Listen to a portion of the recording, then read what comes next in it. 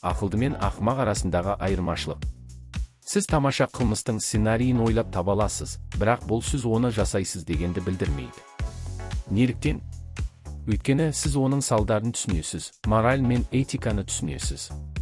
Зерделі адамда тек білім ғана емес, не істеуге тұрарлық, не істеуге болмайтынын таңдау қабілеті де болады.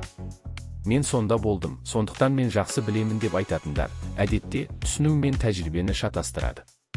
Тәжірибе бұл сізде болатын нәрсе. Түсіну сіз білетін, талдап, білімге айналатын нәрсе. Сондықтан детективтер, триллерлер немесе тіпті ғылыми фантастика жазатын адамдар кейде қылмыстар немесе өмірлік жағдайлар туралы сол жерде болған адамдарға қарағанда көбірек біледі. Олар үлкен суретті көреді, мотивтерді ойлайды және одан шығу жолдарын іздейді.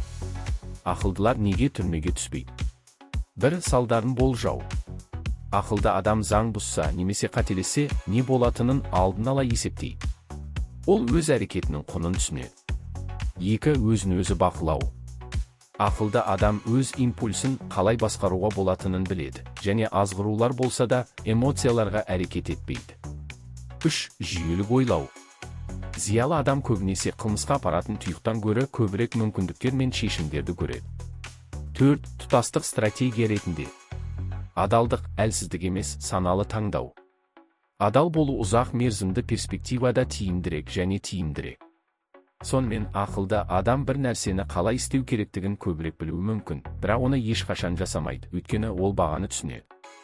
Шығармашылық, ойлау қабілеті бар адамды жағдайға сай өмір сүретін адамнан ерекшелендіретін де осы. Шығармашылық көп нәрсені көруге, көбірек білуге және еркін болуға мүмкіндік беретін ақыл қаруы. Көптеген адамдар көп нәрсені көріп түсіне алады, бірақ дәл осы мораль мен этика оларды деструктивті әрекеттерден сақтайды. Салдарын талдау, болжау және түсіну қабілеті сізді күштірек және еркін етеді. Қылмыс жасағандар көбіне оның салдарын ойламай, импульсивті әрекет етеді. Олар заңды бұзбай, мәселені басқаша шешуді ойламайды. Демек, түрме жай жаза емес, олардың тар ойлауының, өзін-өзі ұстай алмауының нәтижесі. Ақылды адам қараңғы жолды таңдамайды, себебі 1. Мораль мен қағидалар. Егер бірдеңе мүмкін болса да, бұл оның дұрыс екенін білдірмейді. Этикалық шекаралар абайсыздыққа жол бермейді.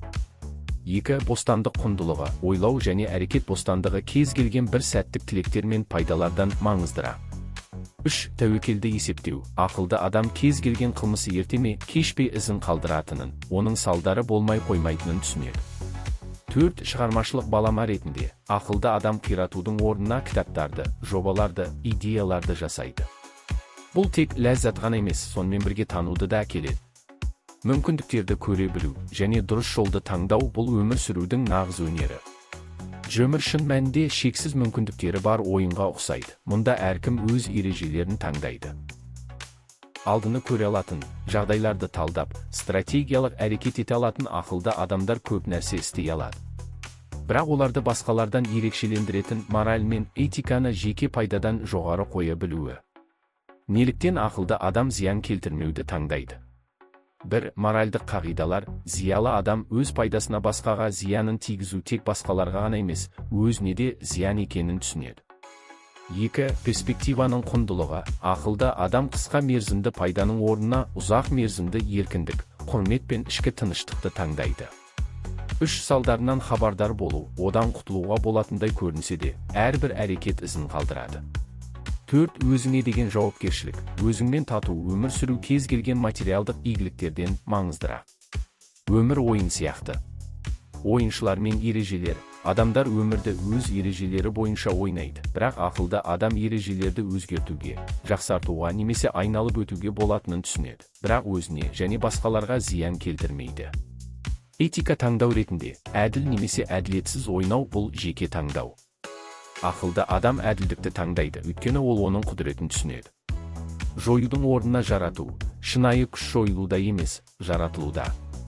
Өмір шынымен ойын, бірақ оның сценарийін өзіңіз жазуыңыз керек. Сізге және айналаңыздағыларға ең жақсы нәтиже беретін нәрсені таңдау қабілеті, бұл тек ойлайтын адамдарға қолжетімді өнер. Нейрондар желісін өсіру. Терең және стратегиялық ойлайтын адамдар мен салдарын ескермей импульсивті әрекет ететін адамдар арасындағы айырмашылық.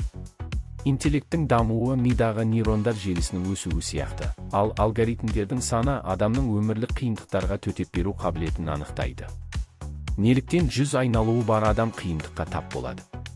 Бірі шектеулі көзқарас, дүниенің тар көзқарасы оған баламаларды көруге кедергі келтіреді, және ол ең қарапайым жолды таңдайды. 2. Импульсивтілік, дамыған ойлаусыз мұндай адамдар салдарын есептемей, эмоцияларға сүйенеді. 3. Тәжірибенің болмауы, олар басқалардың қателерінен сабақ алуды білмейді және жиі өз қателерін қайталайды. 4. Жеңіл табысқа ұмтылу, қарапайым адамдар шындықты елемей, бәрін тез және оңай алуға болады деп санайды. Ақылды адам баламаларды жасайды. Бірдеңені күштеп алудың орнына ол ынтымақтастық немесе тапқырлық арқылы көп нәрсеге қол жеткізудің жолдарын ұсынады. Алдағыны көреді, жоспарлау және талдау қабілеті басты қасиет. Үнемі оқу, ақылды адамдар интеллектінің өсуі шексіз екенін түсінеді, және күн сайын өзін-өзі дамыту үшін пайдаланады. Ұтымды әрекет етеді. Импульстар мен эмоциялардың орнына ақылды адамдар логикаға сүйенеді. Жартылай жануарлар мен адамдар. Іштүйсікпен ғана өмір сүретін адамның жануардан айырмашылығы жоқ. Нағыз адамгершілік ойлау, жасау, бөлісу қабілетінен көрінеді. Сондықтан ақымақтық, ойланбай әрекет еткен қылмыскерлер оңай ұсталады. Бұл олардың шектеуі, кездейсоқтық емес. Ақылды адам күш біреуді алдау немесе жеңу емес, өз ұстанымдарыңызға адал бола отырып, өзіңізді жаңа деңгейге көтеруде екенін біледі. Түйіндеме, табыс әрқашан ақшада немесе байланыста емес, басқалар кедергілерді көрген мүмкіндіктерді көре білуде. Іске сәт. Видео ұнаса лайк басуды және жазылуды ұмытпаңыз. Авторы Ғалымжан Чауетов, Қазақстан.